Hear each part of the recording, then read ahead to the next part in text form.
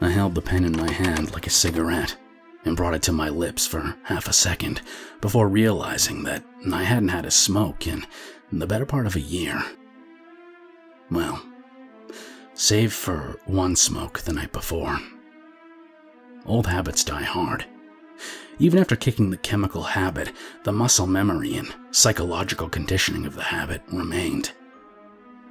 The notebook in front of me displayed a list of homes for rent that I pulled from the paper, but for a brief moment, all I could think about was how much I would enjoy the texture of the smoke as it rolled across my tongue and into my lungs. There's no such thing as an ex-smoker, only long periods of abstinence.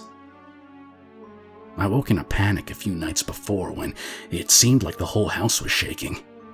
There was this loud commotion coming from under the house that sounded like a jackhammer hitting concrete. The shaking continued for a few more seconds and then stopped. I went online only to find that no earthquakes had been reported. After calling the utility company, they suggested that maybe one of the pipes in my basement was rattling because of a buildup of pressure in the line. I don't have a basement. I called the contractor to come check out the foundation of the house. He brought a trailer full of tools and spent the greater part of an hour poking and prodding around the house before going into the crawl space under the front of the house. I stood there at the entrance to the crawl space as he crawled out. "You might want to call the police. Like, now," I yelled back. "What's going on?" "Never mind. I'll call him. You don't want to see this." I stood there imagining the worst. My mind flashed to bodies under the house or something of the like. I wish it had been a body.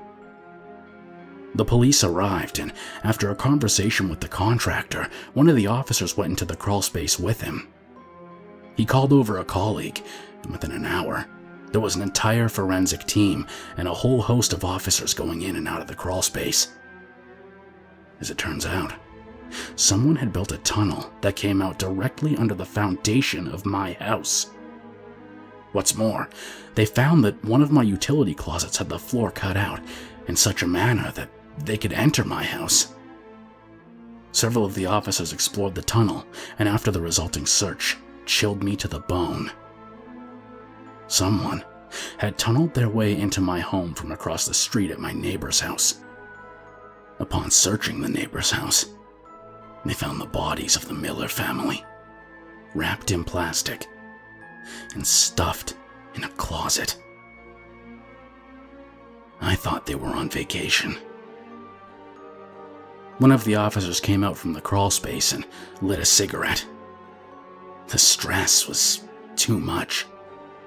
After hearing that my neighbors were dead and that there was a tunnel running from their house to mine, I bummed a smoke and sat on my front porch, pulling the cigarette into my lungs as I realized that there were things in the world a lot scarier than lung cancer.